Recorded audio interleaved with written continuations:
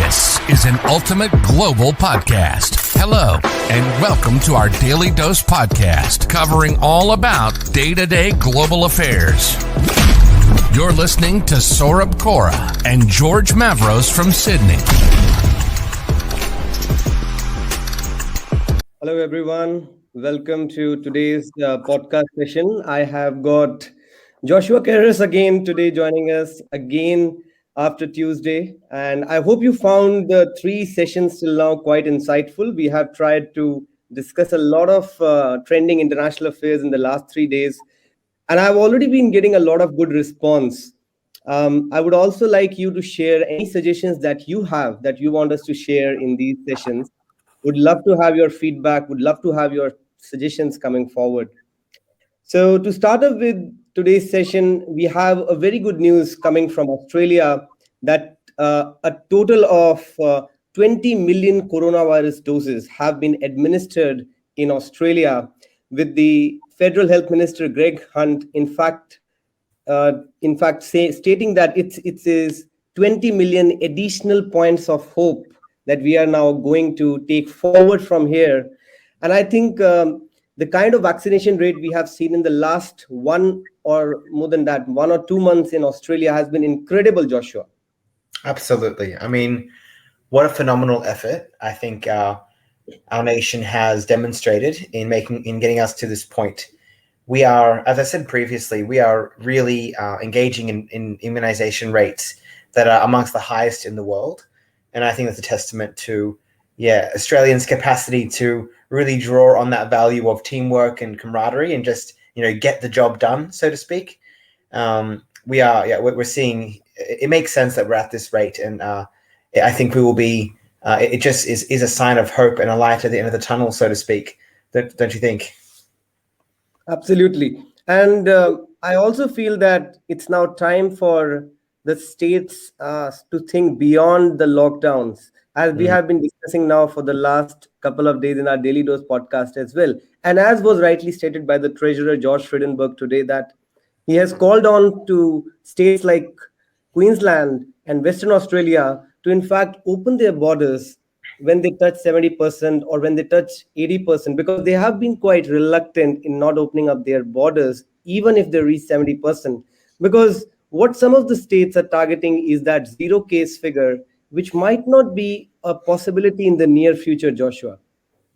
It's quite the complex situation, isn't it? I think, on one hand, we really should be thinking long term about the implications that this is just going to become another flu. That's it. That's what we're dealing with, where we will require, annual shots, booster shots and whatnot, and then it will settle.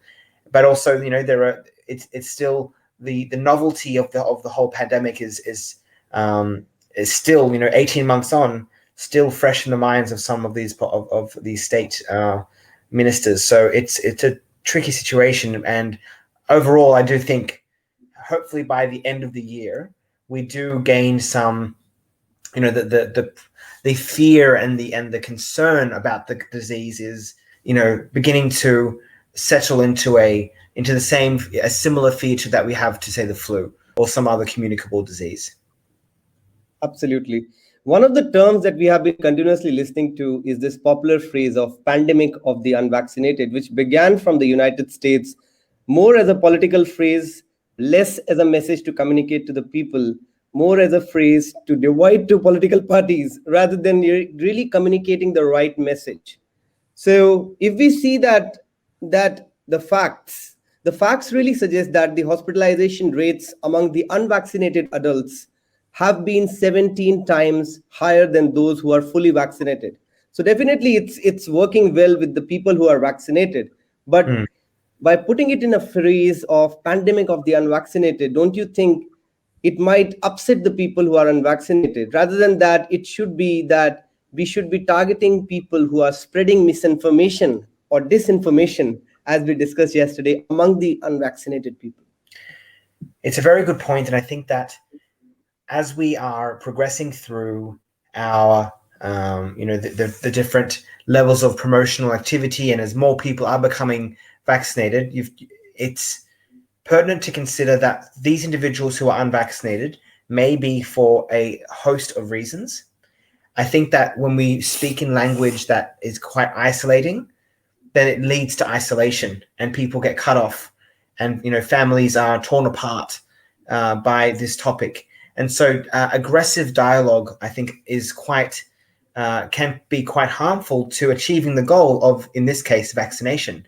It's actually a fun fact, in my field, we have for years now not used the phrase anti-vaxxer because it considered derogatory. We say we just define people as vaccine hesitant or a vaccine refusalist to provide some.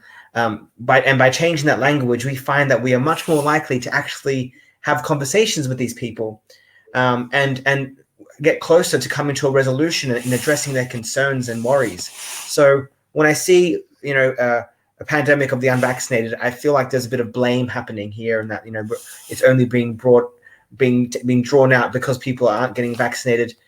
Of course, to some extent that's true, but we shouldn't be so quick to judge. We should more be just goal focused on fixing the problem, as opposed to trying to engage in yet another blame game.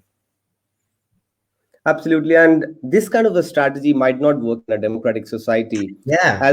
Scott Morrison was also pointing out a few days back that we have not mandated the vaccines on the people. Instead, we are trying to encourage people to have as much second dose as they can in the coming days, so that we can come out of this lockdown. Because unless and until we don't come out of this lockdown, we cannot think of moving forward with the economies. And this phrase actually began, as I said, from the United States. Then it moved to the European countries. And now today, Gladys Berejiklian from New South Wales also pointed out that it's a pandemic of the unvaccinated. But again, the blame game should not be on the unvaccinated. It should be on the people who are actually spreading the misinformation that the vaccines are not safe, because the facts clearly suggest that if you have taken the 2 doses and if you are doing everything right, then it will be that you will never be hospitalized. Even if you catch COVID-19, you might have some mild symptoms, but you will not be in a condition to get hospitalized. And that's the most important thing, which is critical for us, that it's not leading to a fatality at this time. Absolutely. Another thing which is trending around the world, Joshua, is obviously the Afghanistan withdrawal that the US has completed yesterday. And what they are terming it as is that we have won that war, or we have completed that war. Do you think that it's the end of the war? Or, as I was also talking to you another day, that it's the beginning of the next phase, where we are seeing that a lot of US citizens are also demanding for more refugees, and Afghanistan citizens also want more people to help around the world, because we don't see any kind of trends or news coming from Afghanistan, which can be considered as a positive news as of now.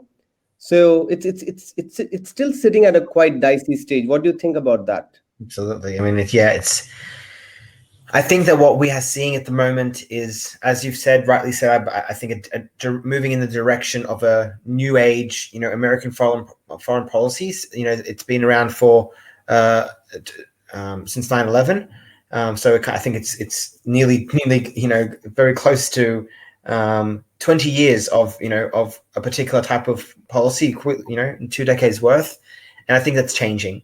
I think that as a result of the increased presence of China and Russia on the international stage, I think that as a result of the mixed results is the best euphemism I can use of the war in its entirety, and the recent failures, so to speak, of diplomacy reigning. We will see a strong move. I think from what we're seeing it. There's no need for a prediction here. We are seeing a strong movement and a change of language from the president himself, and his forceful rejection that it was a failure, and he's calling it, as he said, as an extraordinary success, and that's the tale, that's the narrative that America is attempting to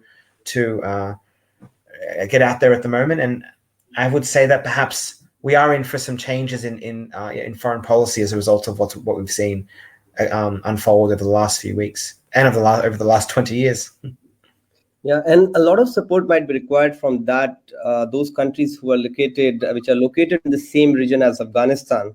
That's what we can see in the last 2 days, that Pakistan has called on the Western nations to engage with Taliban, and also India has started to engage now with the Taliban. So, uh, just to bring to your context, that India never thought of engaging with Taliban, because they were not even communicating since the time their regime started in August, and it was considered that India will never engage with Taliban in the same way as they were doing. But yesterday we had this news that India has in fact turned the tables, and they have started to engage with Taliban. So they have taken quite a different stance, which will need to be evaluated in the coming days as to what that stance actually is all about. Is it really about supporting Taliban in building the true activities, or is it some sort of back end game which is going on, which we'll come to know in the coming days? By the way, what's happening with your half cut hair? I saw that on Tuesday you were half cut, and now today you are like, Yes, are you feeling relieved? I feel complete. I feel it's good to have the other half of my head shaved and haircut. It was a wonderful day. Raised I think just shy of $350, which is just a small thing. I think it's going to a worthy cause to preserve the Daintree rainforest. So yeah, it went well. Thank you for the support. On the first day of the spring, you got that haircut. Exactly. I got the rejuvenescent restoration of the face, which was nice. And I like the saying of the charity is cut hair, not trees, which I thought was very good. Yeah. Yeah, I think it's a great initiative. Even I was not knowing about that, as I told you one day before, and Yeah, I researched about that. I think it's a new one. Yeah, and a lot of people might not be knowing that. So it's great that you were able to spread that information, communicate that to the people who are watching this, and probably motivated some of them that they can contribute their share towards the conservation and the kind of good things that we can spread through this particular initiative.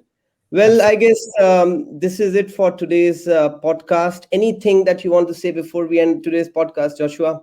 No, just thank you so much for the invitation to participate in this fantastic initiative. I'll be sure to be listening in. Thank you so much for having me these past few days. Yeah.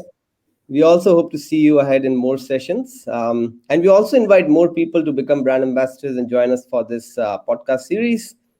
And I hope that we have a great spring ahead. It sounded to me that the weather experts were saying it's going to be a wet spring ahead. So hopefully it's a pleasant spring for all of us here in Sydney. We can come out of the lockdown as soon as possible in the coming times. And also to the entire world who is watching us, that get yourself vaccinated. Do not get into the trap of any misinformation that you are getting.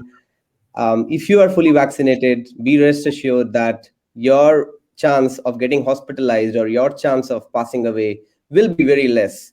So it's time for you to do now. Otherwise, you can end up as one of the stories who is in fact telling us to get vaccinated as a Facebook. Because I have seen a lot of Facebook stories who keep on telling us that had I got vaccinated before, it would have been so great for us. So we should not be in that kind of a situation, and instead we should get ourselves vaccinated. Any final message, Joshua, for the people to get vaccinated before we end this podcast? Sure. Look, as you've rightly said, it is absolutely scientifically and I think morally the correct thing to do.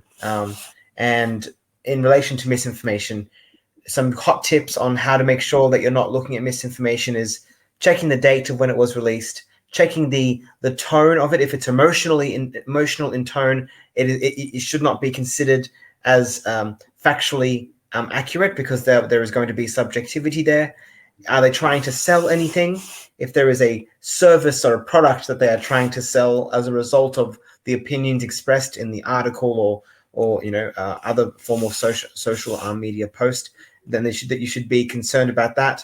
And also checking verifying the sources. Everything must go back to science. Vaccine science is not anything other than is not held accountable to anything other than academic rigor and scientific integrity. So making sure that you're following those rules and going through the checklist when you're reading information, I think is a very good thing to do, especially during this time. Great. Thank you so much, Joshua. I think you have really said those right words to motivate people to get vaccinated. Well, that's it from today's Daily Dose podcast. Hope to see you tomorrow.